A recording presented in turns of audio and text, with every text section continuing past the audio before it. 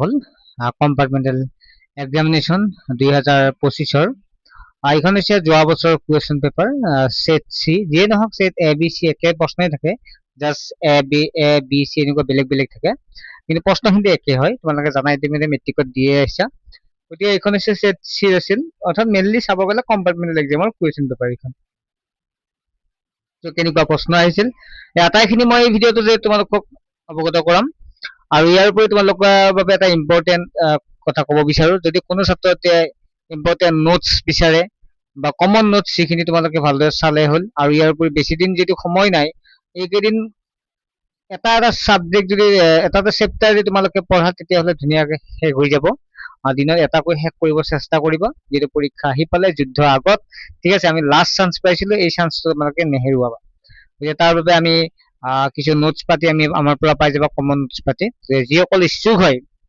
তোমালোকে মাত্ৰ 29 টকা পেমেন্ট কৰিলে হ'ল এটা সাবজেক্টত ঠিক আছে গতিকে যিসকলে ইচ্ছুক ল'ব পাৰিবা এনে 100 টকাকে আছিল এতিয়া একেবাৰে যিটো পৰীক্ষা আহি পালে সেইকাৰণে 29 টকাতে তোমালোকে পাই যাবা নাম্বাৰটো পাই আছে দেখা পাইছে তোমাৰ স্ক্ৰীনত 9394628219 এই নম্বৰটো SMS কৰি তোমালোকে মাত্ৰ 29 টকাতে তোমালোকে আটাইখিনি নোটছ পাই যাবা ঠিক আছে আমি আগবাঢ়িছো প্ৰশ্নখিনিলৈকে প্ৰথম প্ৰশ্নটো আছিল তলত দিয়া কোনটো শক্তিৰ অপৰম্পৰাগত উৎস গতিকে ইয়াৰ এনসাৰ হ'ব B2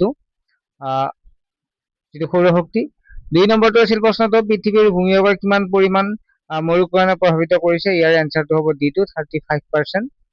নেক্সট 3 নম্বৰ প্ৰশ্নটো হৈছে কৃষি কাৰ্যৰ ৰাসায়নিক সাৰ প্ৰয়োগ সম্পৰ্কে উক্তি 1 আৰু 2 বিচাৰ কৰা আৰু শুদ্ধ বিকল্পটো বাছি উলিওৱা দিয়া আছে তোমালোকে চোৱা 1 নম্বৰ দিছে ৰাসায়নিক সাৰ জৈৱ পচনশীল নহয় সেয়েহে ইয়াৰ অত্যাধিক প্ৰয়োগে মাটি প্ৰদূষিত কৰে 2 নম্বৰটো দিয়া আছে ৰাসায়নিক সাৰে শস্য উৎপাদন আৰু মাটিৰ প্ৰাকৃতিক উৰ্বৰতা বৃদ্ধি কৰে তাৰপিছত কৈছে এটো দিয়া আছে both 1 and 2 are correct অৰ্থাৎ দুইটাই উভয়ে শুদ্ধ বুলি কৈছে ইয়াত কৈছে 1 আৰু 2 অশুদ্ধ বুলি কৈছে গতিকে এনসাৰটো চাবা তোমালোকে 1 আৰু 2 একটো শুদ্ধ দুইটো অশুদ্ধ হয় নেক্সট 4 নম্বৰ প্ৰশ্নটো আছে কোনবোৰ জীৱাশ্ম ইন্ধন বৰ্ধিত ব্যৱহাৰ সম্ভাৱ্য প্ৰভাৱ ইয়াৰ এনসাৰটো হ'ব D2 1 2 3 4 হ'ব তাৰপিছত নেক্সট 5 নম্বৰ প্ৰশ্ন চোৱা তলত দিয়া বায়ুমণ্ডলৰ গেছবোৰৰ কোনটো এচিড বৰষুণ সৃষ্টি কৰে সেইটো হৈছে সালফাৰ ডাই অক্সাইড হ'ব D2 হ'ব শুদ্ধ উত্তৰ 6 নম্বৰ প্ৰশ্ন তলৰ কোনবোৰ সেউজগৃহ গেছ ইয়াৰ এনসাৰটো হ'ব A2 কাৰণ আমি পাইছিলো 1 2 আৰু 5 টো হ'ব অৰ্থাৎ মিথেন নাইট্ৰাছ অক্সাইড আৰু যিটো জলীয় বাষ্প এইকেইটা হৈছে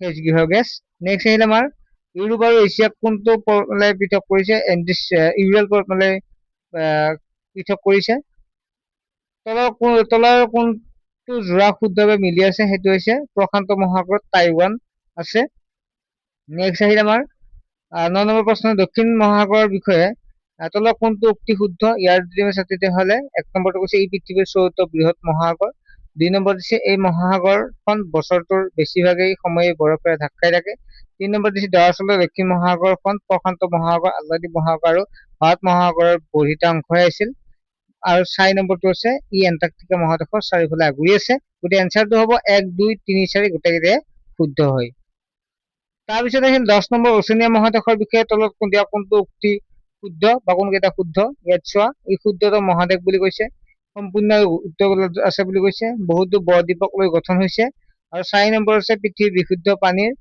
বেছিভাগে ই ধৰি ৰাখে গতিকে 1 আৰু 3 টো শুদ্ধ অৰ্থাৎ 1 মানে হৈছে ই শুদ্ধতম মহাদেশ হৈছে আৰু ইয়াত বহুতো সৰু বৰ বৰদ্বীপ গঠন কৰিছে 11 নম্বৰ প্ৰশ্নটো আছিল তলৰ তালিকাখন চোৱা আৰু বিকল্পসমূহ মহাদেশ আৰু দেশসমূহৰ শুদ্ধ মিলটো বাছি উলিওৱা গতিকে তোমালোকে ইয়াত দিছো তেতিয়াহ'লে এনসাৰটো দিছো তেতিয়াহ'লে তোমালোকে পাবা যেটো তিনিটো শুদ্ধ হ'ব মানে XC 2A মই যদি চাই দিওঁ তেতিয়াহ'লে তোমালোকে XC 2A যদি হ'বই XC অৰ্থাৎ 2A আৰু তোমালোকে দক্ষিণ আমেৰিকাৰ গম পাইছে দক্ষিণ আমেৰিকাৰ কলম্বিয়া আৰ্জেণ্টিনা আৰু ওচেনিয়া ইটালী আৰু জাৰ্মানী ওচেনিয়া হ'ব অষ্ট্ৰেলিয়া আৰু নিউজিলেণ্ড এইকেইটা ঠিক আছে 1টো হ'ব C2 2টো হ'ব A2 3টো হ'ব D2 আৰু 4টো হ'ব B2 ঠিক আছে, মই অলপ এডভান্স কৰি দিছো, যিহেতু দীঘলীয়া কৰা নাই। ঠিক আছে, নেক্সট 12 নম্বৰ প্ৰশ্নটো আছে, তলত দিয়া প্ৰশ্নটোত দুটা উক্তি দিয়া হৈছে, এটাক দাবী এ হিচাপে আৰু আনটোক কাৰণ আৰ হিচাপে চিহ্নিত কৰি উক্তিকেইটা বিচাৰ কৰা আৰু দিয়া হোৱা বিকল্পকেইটাৰ পৰা আটাইকেইটা সঠিক উত্তৰটো বাছি লোৱা। আৰু তোমালোকে নোটছখিনি ল'লে ল'ব পাৰিবা, বেছি পইচা নহয়, মাত্ৰ 29 টকা পেমেন্ট কৰিলে হ'ল। আৰু বহু ছাত্ৰই এতিয়া আগৰ পৰা আমাক 100 টকা পেমেন্ট কৰি তেওঁলোকে নোটছ বিলাক লৈছিল বা ক্লাছ বিলাক কৰিছিল, এতিয়া মাত্ৰ 29 টকা পেমেন্ট কৰিলে নোটছ পাতি সকলোতে পাই যাবা। এতিয়া ইয়াত কি হ'ব, কাৰণ আৰু দিয়া আছে, এতিয়া উক্তি দিয়া আছে, ইয়াত দিয়া আছে দাবী অসম ৰাজ্যখন ধৰ্মীয়, ভাষিক, সামাজিক আৰু সাংস্কৃতিক বৈচিত্ৰ্যভূমি, এইটো শুদ্ধ। বিভিন্ন সময়ত নানান জনগোষ্ঠী আৰু ভাষা ভাষীৰ লোকৰ আগমনৰ ফলতে অসমৰ বৰ্তমান জনগাঁথনিৰ সৃষ্টি হৈছে। এতিয়া দুইটা যে মিছে তেতিয়াহ'লে দুইটাই শুদ্ধ পাম, অৰ্থাৎ এ আৰু আৰ উভয়ে সত্য। নেক্সট 13 নম্বৰ প্ৰশ্নটো আছে, তলৰ বিকল্পসমূহৰ পৰা শুদ্ধ মিলটো বাছি লোৱা। ঔদ্যোগিক পাৰ্ক আৰু জিলা দিয়া আছে। ঠিক আছে, গতিকে আমি বৃহৎ মৰাপাট উদ্যোগটো আছে নগাঁও জিলাত। ঠিক আছে, তাৰপিছত প্লাষ্টিক উদ্যোগটো জৈৱ প্ৰযুক্তিবিদ্যা উদ্যোগটো আছে ইয়াত জৈৱ প্ৰযুক্তিবিদ্যা উদ্যোগটো আছে তোমালোকৰ তিনিচুকীয়াত। ৰবাচোন মই এবাৰ চেক কৰি দিছো। গতিকে 1টো বি 2টো চি আছে, 1টো বি যদি চাওঁ, অৰ্থাৎ জৈৱ প্ৰযুক্তিবিদ্যা উদ্যোগটো ক'ত আছে জানে তোমালোকে, এইটো আছে কামৰূপত আছে, কামৰূপত আছে, প্ৰথমটো ন। আৰু বৃহৎ প্লাষ্টিক উদ্যোগ কিহত আছে, 3 নম্বৰ ডিটো, 3 নম্বৰৰ ডিটো। আৰু নেক্সট আহিল প্লাষ্টিক উদ্যোগটো চি হ'ব, আৰু প্লাষ্টিক যিটো উদ্যোগটো হ'ব 3 নম্বৰ ডিটো হ'ব। 2 নম্বৰ কোনটো হ'ব, 2 নম্বৰ চিটো হ'ব। গতিকে 2 নম্বৰটো হ'ব চি হ'ব। ঠিক আছে, অৰ্থাৎ জৈৱ উদ্যোগ পাৰ্ক আছে কামৰূপ মহানগৰত, প্লাষ্টিক উদ্যোগ পাৰ্ক আছে তিনিচুকীয়াত, মৰাপাট উদ্যোগ পাৰ্ক আছে নগাঁৱত, বৃহৎ খাদ্য পাৰ্ক আছে নলবাৰীত। নেক্সট হৈছে ইয়াত চোৱা, ভাৰতৰ যুক্তৰাষ্ট্ৰীয় পদ্ধতিৰ বিষয়ে তলৰ দিয়া উক্তিসমূহৰ কোনটো বা কোনকেইটা উক্তি শুদ্ধ। এই এনচাৰ দিছো, তেতিয়াহ'লে 1935 চনত ভাৰত চৰকাৰৰ আইন অনুসৰি ভাৰতৰ যুক্তৰাষ্ট্ৰীয় পদ্ধতি প্ৰৱৰ্তন কৰা হৈছিল। তাৰপিছত হৈছে ভাৰতৰ দ্বৈত নাগৰিকত্ব ব্যৱস্থা আছে, এইটো নাই, তোমালোকে গম পাইছা। কথাটো শুদ্ধ। ভাৰতৰ সংবিধানত যুক্তৰাষ্ট্ৰ শব্দটো উল্লেখ কৰা আছে। তাৰপিছত কেন্দ্ৰতকৈ ভাৰতৰ ৰাজ্যসমূহ অধিক শক্তিশালী নহয়, এতিয়া এইটো হ'ব শুদ্ধ উত্তৰ। তলৰ প্ৰশ্নটোত দাবী এ আৰু কাৰণ আৰ হিচাপে দুটা উক্তি দিয়া আছে, উক্তিকেইটা পঢ়া আৰু বিকল্পটো বাছি উলিওৱা। প্ৰথমটো কৈছে দাবী ভাৰতৰ ৰাজতান্ত্ৰিক চৰকাৰ নাই, ভাৰতৰ প্ৰধানমন্ত্ৰী হৈছে চৰকাৰৰ মুৰব্বী। ইয়াৰ যে তেতিয়াহ'লে দুইটাই অৰ্থাৎ এ আৰু আৰ উভয়ে সত্য, কিন্তু ইয়াৰ শুদ্ধ ব্যাখ্যা নহয়। নেক্সট প্ৰশ্নটো আহিল আমাৰ 16 নম্বৰ, ৰাষ্ট্ৰসংঘৰ নিৰাপত্তা পৰিষদৰ স্থায়ী সদস্য সংক্ৰান্তত শুদ্ধ বিকল্পটো বাছি উলিওৱা। গতিকে ইয়াৰে যে এনচাৰটো চোৱা, তেতিয়াহ'লে তোমালোকে পাবা এইটো ৰাছিয়া, আমেৰিকা যুক্তৰাষ্ট্ৰ, গ্ৰেট ব্ৰিটেইন আৰু চাইনা বা চীন। নেক্সট, ৰাষ্ট্ৰসংঘ দিৱস কোন তাৰিখে পালন কৰা হয়, 24 অক্টোবৰ পালন কৰা হয়। নেক্সট আহিল আমাৰ ইয়াত আছে ষ্টেটমেন্ট 1 আৰু ষ্টেটমেন্ট 2, উক্তি 1 আৰু উক্তি 2। নিৰাপত্তা পৰিষদৰ সদস্যসকলে ভেটো ক্ষমতা প্ৰয়োগ কৰাৰ অধিকাৰ আছে। নিৰাপত্তা পৰিষদৰ অনুমোদন ক্ৰমে সাধাৰণ সভাই সচিব প্ৰধানক নিয়োগ কৰে। গতিকে ইয়াৰ যে এনচাৰটো চোৱা, তেতিয়াহ'লে ইয়াৰে উক্তি 1টো সত্য আৰু উক্তি 2টো অসত্য। এইখিনি মই বাৰু তোমালোকক গ্ৰুপত থকাখিনি দিয়া দিম বাৰু, যিসকলে অনলাইন যিসকলে নোটছ পাতি ল'বা, মাত্ৰ 29 টকাত তোমালোকে আটাইখিনি পাই যাবা। কয়লা ধন সম্পৰ্কত শুদ্ধ উক্তিটো বাছি উলিওৱা। এতিয়া কয়লা ধনৰ বৰণ কয়লা, এইটো এইবাৰো আহিছিল মেট্ৰিকত, তোমালোকে পাইছে। অৰ্থনৈতিক অপৰাধ ফলত সৃষ্টি হয়, ই কৰ ফাঁকিৰ সৈতে জড়িত, ই চৰকাৰী ৰাজকোষত জমা হয়। এতিয়া এনচাৰটো হ'ব উক্তি 2 আৰু 3টো হ'ব শুদ্ধ। তাৰপিছত 20 নম্বৰ প্ৰশ্নটো আছে, তলৰ প্ৰশ্নত দাবী এ হিচাপে উক্তি দিয়াৰ পিছত কাৰণ আৰ হিচাপে এটা উক্তি দিয়া হৈছে। উক্তিকেইটা বিচাৰ কৰি তলত দিয়া বিকল্পবোৰৰ পৰা শুদ্ধ উক্তিটো বাছি উলিওৱা। ইয়াত যে চোৱা, তোমালোকে দিয়া আছে বেংকে জমা ধনৰ ওপৰত দিয়া সুতৰ তুলনাত ঋণৰ ওপৰত অধিক সুদ লয়। তাৰপিছত দাবী বেংক জমা ঋণ লওঁতাসকলৰ পৰা যিমান সুদ লোৱা হয় আৰু জমাকাৰীক কিমান সুদ দিয়া হয় তাৰ মাজৰ পাৰ্থক্যই তেওঁলোকৰ আয়ৰ মূল উৎস। গতিকে ইয়াৰ এনচাৰটো হ'ব both A and R true হ'ব, অৰ্থাৎ এ আৰু আৰ উভয়ে সত্য। 21 নম্বৰ প্ৰশ্ন, তলৰ উক্তিকেইটাৰ বিচাৰ কৰি শুদ্ধ বিকল্পটো বাছি উলিওৱা। ইয়াত চোৱা, তোমালোকক দিয়া আছে চলিত আমানত ধন সঞ্চয়কাৰীয়ে যিকোনো সময়তে বেংকক আগতীয়াকৈ নজনোৱাকৈ উলিয়াই আনিব পাৰে। 2 নম্বৰ দিছিল কাল আমানতৰ ধন সঞ্চয়কাৰী বেংকক আগতীয়া নজনোৱাকৈ যিকোনো সময়ত উলিয়াই আনিব নোৱাৰে। গতিকে এনচাৰটো হ'ব C two, both 1 and 2 are true, মানে 1 আৰু 2 দুইটাই সত্য হয়। তাৰ তলত দিয়া বিকল্পসমূহৰ পৰা মানৱ উন্নয়ন সূচাংক 3টা বাছি উলিওৱা। প্ৰত্যক্ষিত আয়ুস সেউজীয়া আৱৰণ, অধীনত থকা অঞ্চল, উপাৰ্জনৰ স্তৰ। 2 নম্বৰত আছে প্ৰত্যক্ষিত আয়ুস, নিয়োগ, সা সুবিধা, জীৱনযাত্ৰাৰ মান। 3 নম্বৰটো আছে কৃষিভিত্তিক উৎপাদন, ঔদ্যোগিক উৎপাদন, সেৱা খণ্ডৰ উৎপাদন। আৰু 4 নম্বৰ আছে প্ৰত্যাশিত আয়ুস, শিক্ষা, জীৱন ধাৰণৰ মান। গতিকে ডিটো হ'ব শুদ্ধ উত্তৰ।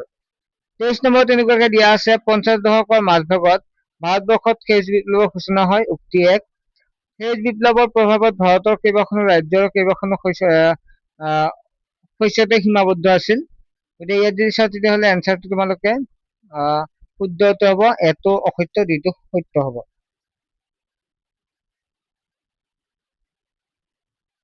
নেক্সট 24 নম্বৰ প্ৰশ্নটো আছে উক্তি, মানৱ মূলধনৰ অৰ্থনৈতিক উন্নয়ন এটা ফলাফল। 2 নম্বৰ দিছে মানৱ মূলধন অৰ্থনৈতিক উন্নয়নৰ এক চালক তথা চালিকা শক্তি। গতিকে এনচাৰটো যদি চাওঁ তেতিয়াহ'লে ইয়াৰ শুদ্ধ উত্তৰ হ'ব উক্তি 1 আৰু উক্তি 2, এইটো হ'ব শুদ্ধ উত্তৰ। 25 নম্বৰ স্বদেশী আন্দোলনত ৰাখি বন্ধন গুৰুত্ব কি আছিল? এই যে এনচাৰটো ডাইৰেক্ট মই কৰিছো, তেতিয়াহ'লে তোমালোকে লিখিবা হিন্দু মুছলমানৰ মাজত ভাতৃত্ববোধ সৃষ্টি কৰিবলৈ ইয়াক পালন কৰা হৈছিল।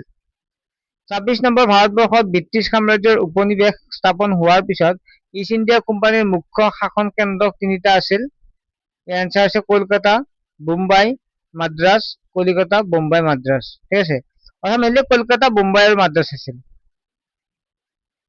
কোনজন ব্ৰিটিছ ভাইচৰয়ক শাসন কালত বংগ বিভাজন সংঘটিত হৈছিল?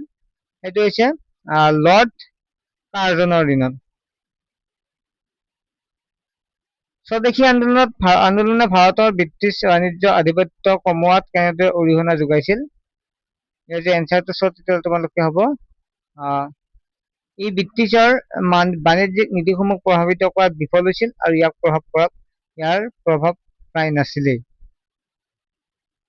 29 নম্বৰটো আছে প্ৰশ্নটো আছে সুভাষ চন্দ্ৰ বসু সম্পৰ্কে তলত দিয়া উক্তিবোৰৰ কোনটো সঁচা নহয়? এতিয়া এনচাৰটো হ'ব তেখেতে ঝান্সী ৰাণী ৰেজিমেণ্টৰ সৈতে যুক্ত নাছিল। 30 নম্বৰ প্ৰশ্নটো আছে তলত প্ৰশ্নৰ দাবী আৰু কাৰণ হিচাপে 2টা উক্তি দিয়া হৈছে, উক্তিটো পঢ়া আৰু শুদ্ধ বিকল্পটো আছে লোৱা। এনচাৰটো তোমালোকে চাবা, ইয়াত এ আৰু আৰ দুইটাই শুদ্ধ। ঠিক আছে, আৰু এ আৰু শুদ্ধ বাক্য এ কি দি আছে এইটো চাই লওঁ প্ৰথম। ৰবীন্দ্ৰনাথ ঠাকুৰৰ নাইদুপাধি আগৰ সিদ্ধান্তত 1919 চনৰ পৰাই 19 চনৰ এক কৰুণ ঘটনাৰ দ্বাৰা প্ৰভাৱিত হৈছিল, মানে জালিয়ানৱালা হত্যাকাণ্ডৰ কাৰণে হৈছিল। আৰু জালিয়ানৱালা হত্যাকাণ্ড ব্ৰিটিছ নিৰাপত্তাৰক্ষীৰ এডাল বৃহৎ নিৰস্ত্ৰ ভাৰতীয় প্ৰতিবাদকাৰীৰ ওপৰত গুলীচালনা কৰিছিল, যি ঘটনাই ব্ৰিটিছ শাসনৰ প্ৰতি থকা ৰবীন্দ্ৰনাথ ঠাকুৰৰ দৃষ্টিভংগী তাৎপৰ্য্যৰে প্ৰভাৱ পেলাইছিল। গতিকে এ আৰু বি দুইটাই শুদ্ধ। 31 নম্বৰ প্ৰশ্নটো আছে তলত দিয়া তথ্যসমূহৰ পৰা আন্দোলন চিনাক্ত কৰা। ভাৰতৰ স্বাধীনতা সংগ্ৰামৰ ইতিহাসত এইটোৱে প্ৰথম সৰ্ববৃহৎ আন্দোলন হিচাপে পৰিগণিত হৈছিল। 2 নম্বৰ হৈছে জালিয়ানৱালা হত্যাকাণ্ড এই আন্দোলনৰ এক অন্যতম প্ৰধান কাৰণ আছিল। তাৰপিছত নেক্সট 3 নম্বৰ আছে গান্ধীজীয়ে চৌৰিচৌৰাৰ হিংসাত্মক ঘটনাৰ বাবে আন্দোলন বন্ধ কৰিছিল। গতিকে ইয়াৰ এনচাৰটো তোমালোকে চোৱা, ইয়াত কোনটো হ'ব? এইটো কোনটো আন্দোলনত জড়িত? এইটো হৈছে অসহযোগ আন্দোলনত জড়িত। অসহযোগ আন্দোলনতে এইখিনি ঘটনা ঘটিছিল। 32 নম্বৰ প্ৰশ্নটো আহিছো, অসমৰ ব্ৰিটিছ ৰাজহ নীতি সংক্ৰান্ত তলত দিয়া কোনটো বিৱৰণ শুদ্ধ? ইয়াত বয় বস্তুৰ মাধ্যমেৰে ৰাজহ আদায় দিয়াৰ ব্যৱস্থা আছিল। ই মহাজন শ্ৰেণীৰ সৃষ্টি কৰিছিল। চাহ বাগিচাৰ অন্তৰ্গত মাটি কৰৰ পৰা ৰেহাই লৈছিল। ৰাজহ পৰিশোধৰ ব্যৱস্থা নগদ ধনৰ মাধ্যমেৰে কৰা হৈছিল, গতিকে বিটো হ'ব ইয়াৰ শুদ্ধ উত্তৰ। তলৰ প্ৰশ্নবোৰ দাবী এ আৰু আৰ কাৰণ হিচাপে দুটা উক্তি দিয়া হৈছে, উক্তিকেইটা পঢ়া আৰু শুদ্ধ বিকল্পটো বাছি উলিওৱা।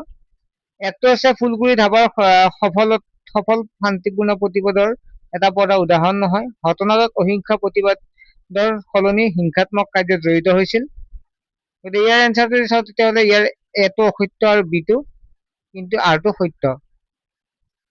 34 নম্বৰ তলত দিয়া পৰিঘটনামূলক ক্ৰমৰ পৰা পুৰণিৰ পৰা নতুনলৈকে সজোৱা সঠিক ক্ৰমৰ বিকল্প হিচাপে।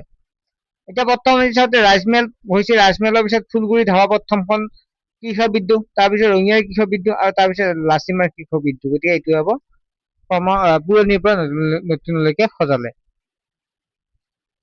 35 নম্বৰ প্ৰশ্নটো আছে, ইয়াত কৈছে তলৰ উক্তিকেইটাৰ পৰা যোৰহাটৰ সাৰ্বজনীন সভাৰ উদ্দেশ্যসমূহ বাছি উলিওৱা। ৰাইজৰ আশা আকাংক্ষাৰ বিষয়ে চৰকাৰ অৱগত কৰোৱা, বিনোদনৰ উদ্দেশ্যে সাংস্কৃতিক কাৰ্যসূচী আয়োজন কৰা, চৰকাৰৰ নীতিসমূহ জনসাধাৰণক বুজোৱা আৰু অঞ্চলটোৰ ব্যক্তিগত ব্যৱসায়ৰ উন্নতি সাধন কৰা। ইয়াত যদি আমি চাওঁ তেতিয়াহ'লে কেৱল 1 আৰু 3টো শুদ্ধ হ'ব, অৰ্থাৎ বাকী দুটা অসত্য হ'ব। 1 আৰু 3টো শুদ্ধ, এইটো আৰু এইটো অসত্য হ'ব। নেক্সট আহিল অসম ছাত্ৰ সন্মিলন গঠিত হৈছিল 1916 চনত। তলত দিয়া পৰিঘটনাক কালক্ৰমত অনুসৰি সজোৱা আৰু শুদ্ধ উত্তৰটো বাছি উলিওৱা। প্ৰথম যে চাওঁ তেতিয়া আহোম সভা গঠন, জ্ঞান প্ৰদায়নী সভা গঠন, অসম ছাত্ৰ সন্মিলন পৰিষদ গঠন আৰু আছাম এছ'চিয়েশ্যন গঠন। প্ৰথম কি হৈছিল 2, 3, 1 আৰু 4, 2টো বুলি কওঁতে প্ৰথম জ্ঞান প্ৰদায়নী, তাৰপিছত ছাত্ৰ সন্মিলন, তাৰপিছত আহিল আহোম সভা গঠন আৰু লাষ্টত হৈছিল আছাম এছ'চিয়েশ্যন গঠন। 1, 2, 3, 1 আৰু 4 দিয়া আছে। তলত দিয়াবোৰ মিলোৱা আৰু শুদ্ধ উক্তিটো লিখা। ইয়াত যদি চাওঁ তেতিয়াহ'লে মুণ্ডক উপনিষদ আছে, মহাভাৰত, ৰামায়ণ আৰু তাৰপিছত মহোপনিষদ আছে।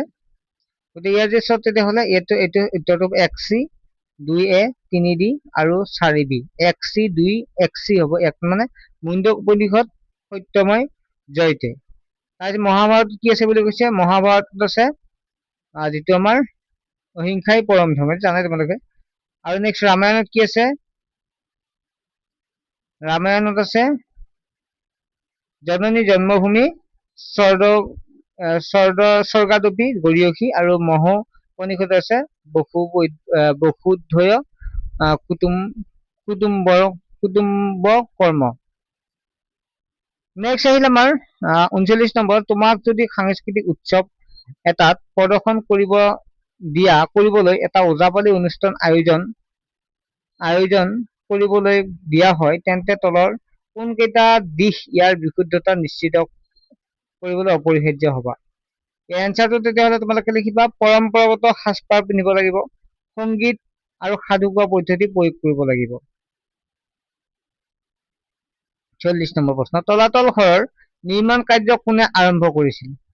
ৰুদ্ৰসিংহই তলাতল ঘৰৰ নিৰ্মাণ কাৰ্য আৰম্ভ কৰিছিল। তলৰ কোনটো উক্তিয়ে যোগবিদ্যাৰ মূল উদ্দেশ্য সকলোতকৈ ভালদৰে বৰ্ণনা কৰে? ইয়াৰ এনচাৰটো চাওঁ তেতিয়াহ'লে তোমালোকে এনচাৰটো পাবা।